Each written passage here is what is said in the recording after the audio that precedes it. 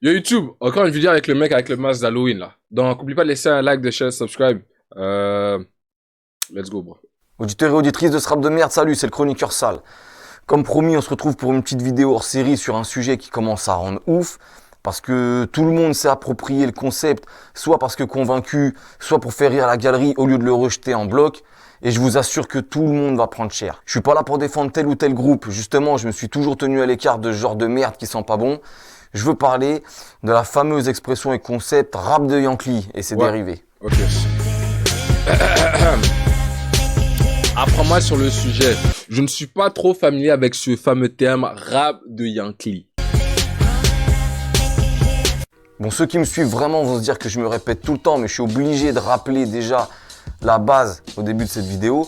C'est que le rap, ça fait bien longtemps que c'est plus une musique de niche, surtout en France, qu'il est très large, qu'il y a plein de styles différents, donc fait par plein de gens différents. Impliqué Nino Et Zola. qu'en l'espace de 40 ans, qu'on soit content ou qu'on soit pas content, tout le monde s'est approprié le truc, comme le rock à l'époque. Et du coup, on finit par avoir tout et n'importe quoi, comme dans tout genre musical. Ensuite, l'origine du peura, pour ceux qui sont toujours en train de ramener à ça, là. Mais non, le rap, ça doit être contestataire, c'était pour dénoncer, blablabla. Et les autres en face.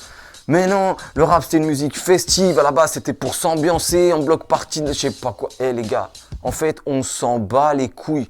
On est en 2018, donc, quoi qu'il arrive, le rap, il a été amené et il sera encore amené à évoluer. Donc finalement, la question, pour le meilleur et pour le pire d'ailleurs, donc la question de l'origine, à la limite, elle est devenue ridicule, on s'en branle. Un courant musical, c'est ce que t'en fais. Donc quand ça devient aussi large et populaire, bah ça fait comme le rock. Genre c'est quoi le rock? C'est AC/DC, c'est Elvis Presley, c'est Sepultura ou c'est Johnny Hallyday? Moi, un mec qui me dit j'écoute du rock, je suis pas plus avancé que ça. Hein. Bah j'écoute du rap, c'est pareil, ça veut plus rien dire. T'écoutes Jul, Medine, Post Malone ou Joey Badass? Parce qu'en fonction, ça veut dire qu'on n'écoute pas forcément la même musique. Ah, Une fois que j'ai dit ça, bah, je vais encore me répéter. Ce qu'il a dit, c'est vrai. Hein? T'écoutes du rap, mais quel genre de rap? Joey Badass, du Jul, ce que j'arrive toujours pas à capter. Du Lelo, peut-être? Damso? Je sais pas.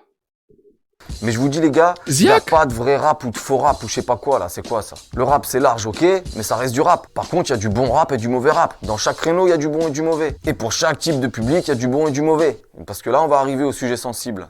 Bon, déjà dans les années 90 en France, quand le rap il est arrivé et même au moment de son explosion, le rap c'était une musique de quartier, point, fait par et pour des mecs de quartier.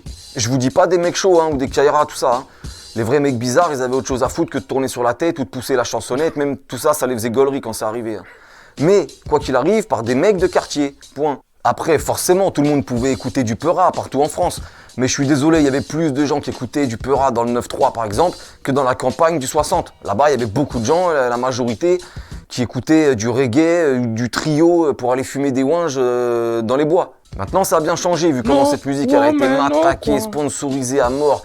Je sais pas, pour faire de l'oseille, pour abrutir les mecs de Tchekar, j'en sais rien. Mais bref, quelques années plus tard, on a toute une génération d'auditeurs de rap complètement teubés dans n'importe quel bled et qui se sent représentés par ça. Et donc, comme je vous disais, même si c'était fait en très très grande partie par des mecs pisses, des passionnés, bah ça sentait quand même l'arrogance, la faim, le style, les tripes, tu vois, des mecs de quartier.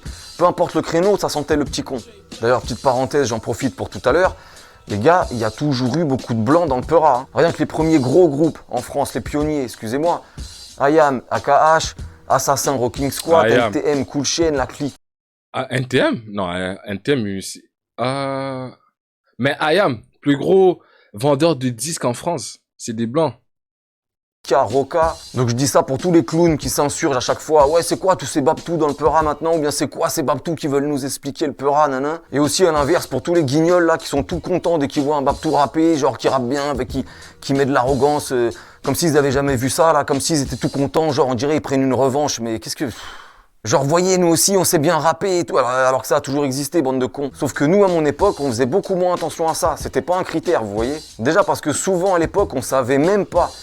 Parce qu'il n'y avait pas YouTube, et encore fallait-il que le gars il ait un peu cli, alors que c'était pas fait systématiquement comme maintenant. Fallait acheter des magazines, fallait vraiment se tenir au courant pour savoir même la gueule que le rappeur que t'écoutais il avait. Mais du coup, souvent pour les petits groupes, on savait même pas si c'était un blanc, un renoir, un rebeu, ce que tu veux. Nous, juste ce qui nous intéressait, c'était est-ce qu'il a une bonne voix, est-ce que ça rappe bien, est-ce que ça a l'air authentique. Et là-dessus, on arrive sur la deuxième partie de la vidéo, à savoir mes critères de validation. Je suis désolé, mais les gars qui me suivent vraiment savent que j'ai déjà validé des choses très différentes et que j'ai déjà critiqué des choses très différentes aussi. Parce que moi, ce qui m'intéresse, Fair c'est enough. la qualité technique du rappeur. Donc, est-ce qu'il a un bon flow? Est-ce qu'il a des bons placements? Est-ce qu'il a des bonnes intonations? Est-ce qu'il a des bonnes punchlines? Bref, comment il pose. Ensuite, est-ce que ça sent l'honnêteté artistique, l'authenticité? Et ça, c'est très important à l'heure où n'importe quel guignol, il se met au peura, là. C'est pour ça, par exemple, que j'ai validé Demi-Portion et pas Django. Alors qu'à la limite, Django, il se rapprocherait plus du style de rap que j'aime, à la limite, hein, par rapport à Demi-Portion, qui a un style de rap qui m'emmerde très vite. Mais t'as un mec honnête, intègre, authentique dans sa démarche, et t'as un gars qui est en pleine imposture, qui a découvert le peura la semaine dernière, qui est que dans le calcul, dans la posture et la parade de l'artiste, comme pour s'excuser de pas en être un. Mais ça, j'ai l'impression que pour beaucoup de petits, c'est pas clair, ou c'est un truc de difficilement identifiable, ou alors ils s'en battent les couilles. Mais ça, c'est pourtant flagrant pour qui écoute la musique aussi avec les tripes et le cœur, et pas que avec la bouche et le cul, les gars. Je vous laisse réfléchir là-dessus. Et dernier critère pour moi, c'est l'intelligence artistique. Voilà, si je vois que ça sent la crétinerie, la bêtise à plein nez, là, c'est poubelle direct. Et quand je dis l'intelligence, je vous parle pas de me sortir une thèse en peura, hein. Non. Quand tu vois, par exemple, les Belges, Caballero et Jean Jass, ils font les cons en longueur de morceaux, mais ça sent l'intelligence quand même, c'est fait intelligemment, ça sent les mecs pas cons. C'est ça que je veux dire. Mais maintenant, il y a un nouveau critère, qui a des années-lumière d'être un critère sérieux, qui est la disqualification pour être du rap de Yankee. Alors qui fait suite un peu au fameux rap de Babtou Fragile, mais là il y avait du vrai un peu quand même. C'est vrai que les Babtou qui forcent avec leur petite mélancolie de merde à longueur de morceaux, là ça commence à faire chier. Mais là le problème, c'est que maintenant, bon on va pas tourner autour du pot les gars, surtout sur ma chaîne. Il y avait des mecs dans les commentaires de ma précédente vidéo qui tentaient de donner la meilleure définition du rap de Yankee. Arrêtez. Pour le guignol de base, c'est tout simplement un blanc qui vient pas d'un quartier, ou du moins qui fait pas le mec qui vient d'un quartier, et qui aborde des thèmes plus universels que la cité ou le gramme de C. Ça va pas plus loin. C'est dès que ça sent le bolos de près ou de loin, boum, c'est disqualifié tout de suite. Après, faut voir. Des fois, il y a des couilles. Genre, je sais pas moi, Damso, Dino, Alpha One, là, ça colle pas, là.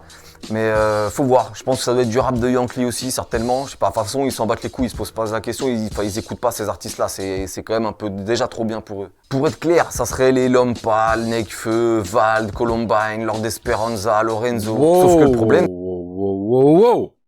Vald, c'est validé. On peut pas. Est-ce qu'on catégorise Vald du rap de Yankee? Ouais, C'est que là-dedans, il y a des parcours et des authenticités artistiques complètement différentes, donc ça marche pas pour moi. Mais maintenant, t'as même des artistes qui en jouent et qui se revendiquent de ça. Et c'est normal, parce que t'as aussi des clowns qui vont acheter ou écouter aussi sur ce simple critère-là. Tous les petits Babtou warriors du net, là, qui sont dans une espèce de revanche bizarre, qui sont enfin contents d'être représentés. J'invente rien, hein. Je vous dis ce qu'on me dit quand j'échange avec des frérots qui me suivent. Et qui vont kiffer un rappeur juste parce que c'est un Babtou comme eux, alors que ça a toujours existé, je me répète.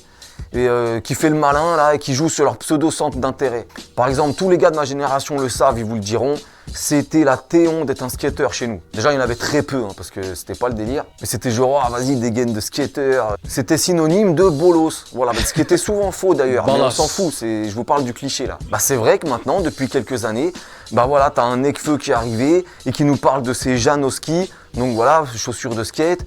T'as L'Homme Pâle qui fait carrément un morceau sur le fait que c'était un skater, qui fait un morceau no au skate. Mais le skate, c'était un peu anti-Kaira et inversement. Donc c'est en ce sens-là que je vous dis qu'il y a une espèce de pseudo-revanche ridicule d'auditeurs qui se sentaient un peu avant taillés et maintenant qui se sentent représentés. Et les gars, c'était comment? Les limites, fallait pas écouter de Peura hein, si vous aviez l'impression d'être les bolos de l'histoire à la base.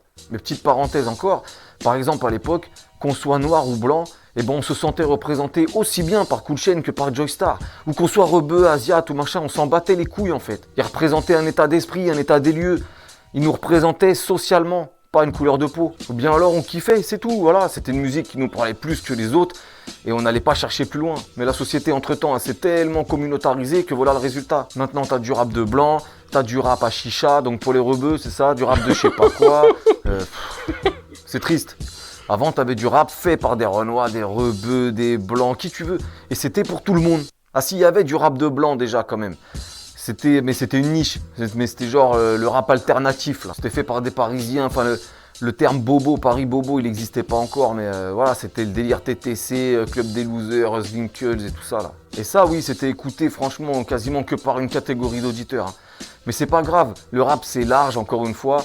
Et moi, j'ai toujours trouvé que c'était de la merde. mais c'était fait authentiquement. Donc les mecs qui écoutaient ça, ils écoutaient pour les bonnes raisons. Ils kiffaient ce délire-là. Voilà, ils les écoutaient pas pour des raisons obscures ou des raisons de white power ou parce que c'était des blancs qui rappaient, non. Et puis de toute façon, on n'a pas besoin toujours de s'identifier ou d'être représenté. C'est quoi ces délires-là? Faut arrêter. Moi, je me fous d'écouter de la musique de quelqu'un qui me ressemble. Moi, je vais écouter de la musique qui me plaît. Point. C'est tout. Voilà. Vous avez pas de daron, quoi. Bah, votre daron, il vous ressemble. Bah, kiffez-le. Et puis voilà, qu'arrêtez de casser les couilles. Maintenant, t'as deux espèces de camps de guignols, là. Ceux des quartiers, ou soi-disant des quartiers, hein, parce que ça, c'est beaucoup de la posture, ça. C'est un vrai mec de quartier, même à la base, il s'en bat les couilles. C'est quand t'es dans le fantasme du quartier que t'es autant à fond dans ce critère-là, là. Donc eux qui rejettent dès que c'est un babtou qui a l'air fragile et qui a plus de 3 mots de vocabulaire, là, avec aussi le fameux critère, mais vas-y, il est pas crédible. Par exemple, Vald, il est pas crédible, c'est du rap de Yankee. Mais il est pas crédible, pourquoi? Pour vendre de l'AC? Bah ça tombe bien, le mec c'est un rappeur, c'est pas un dealer, mon con. Enfin bon, bref. Et de l'autre côté, en face, t'as une belle horde de gold. Il a tout dit. Il a tout dit. Qui eux aussi ont envie de gerber dès qu'ils voient une bécane, des frères tenir les murs ou que ça rappe pas avec le petit Larousse dans les mains. C'est trop de bassesse et de médiocrité dans l'attitude pour ces nouveaux grands élitistes du rap, auditeurs de chambre. Et les deux camps prétendent avoir le monopole du vrai rap. Déjà le vrai rap, hein. Les premiers parce qu'ils estiment que le rap c'est street et ça doit rester street. Et c'est comme ça. Et les deuxièmes parce qu'ils estiment que le rap ça doit jouer sur l'émotion et sur une certaine qualité d'écriture. Bon déjà je vous rappellerai juste que ça peut être les deux à la fois aussi, hein.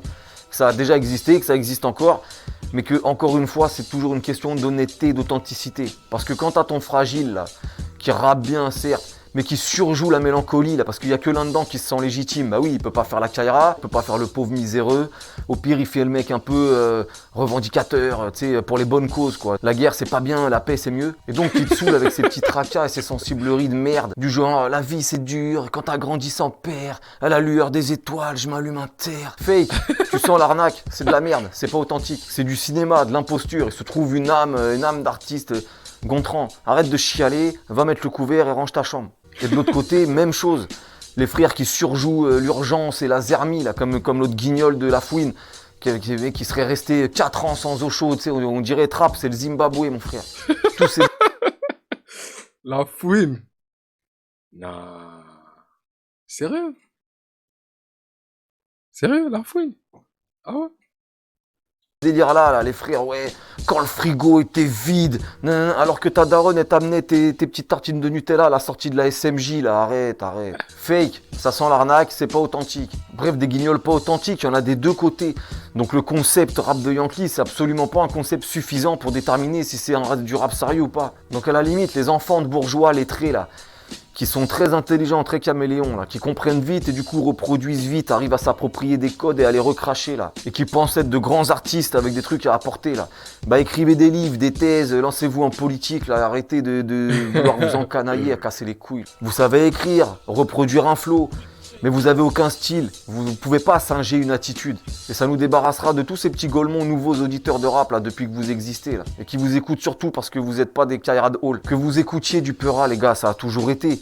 Mais que vous vous mettiez à en faire et surtout en prétendant que c'est vous le vrai rap, faut peut-être pas pousser mémé quand même. Vu qu'il n'y a rien de spontané chez vous, vous intellectualisez trop le Peura. Alors qu'à la base, c'est une musique qui marche énormément au feeling. Donc ça marche pas les gars, ça marche pas. Et vous vous inventez une âme d'artiste sur des critères pop parce que c'est ça votre monde au final.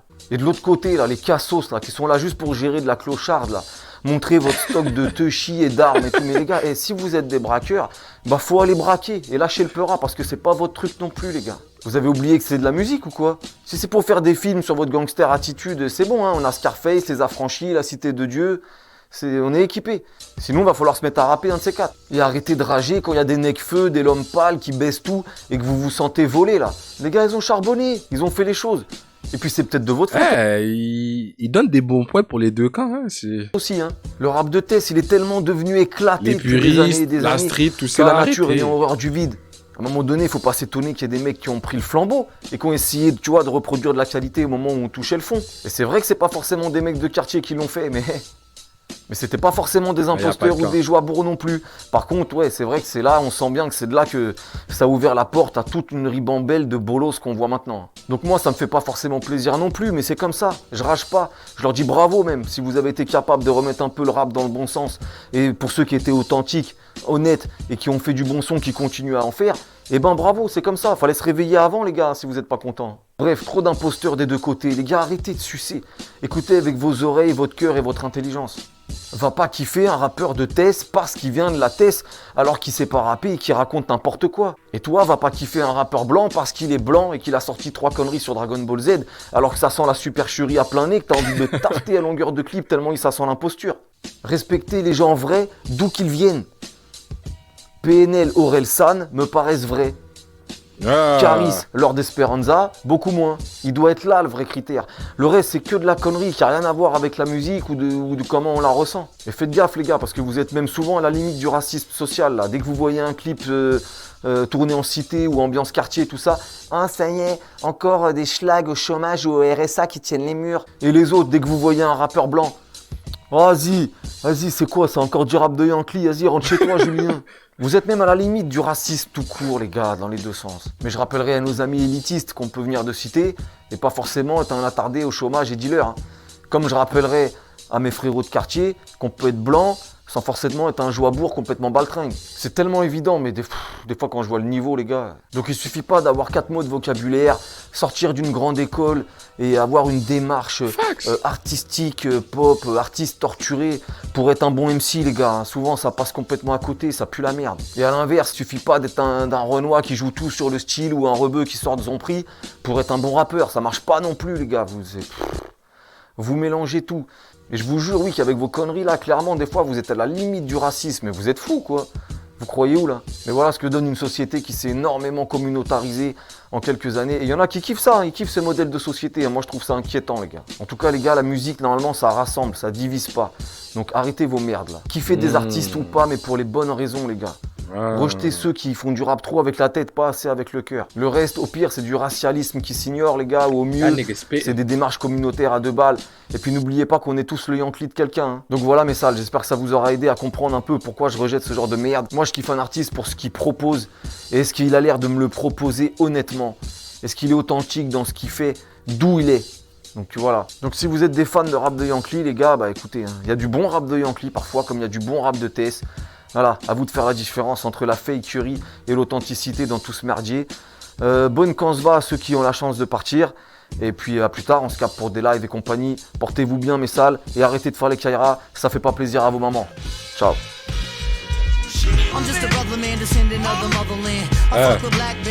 Des gros fax. Il a pas menti une seule fois. C'est vrai. C'est vrai. À la fin de la journée, on écoute le rap pour la musique, pas pour le personnage. Malgré que le personnage peut ajouter à la musique, si tu vois ce que je veux dire. That's it.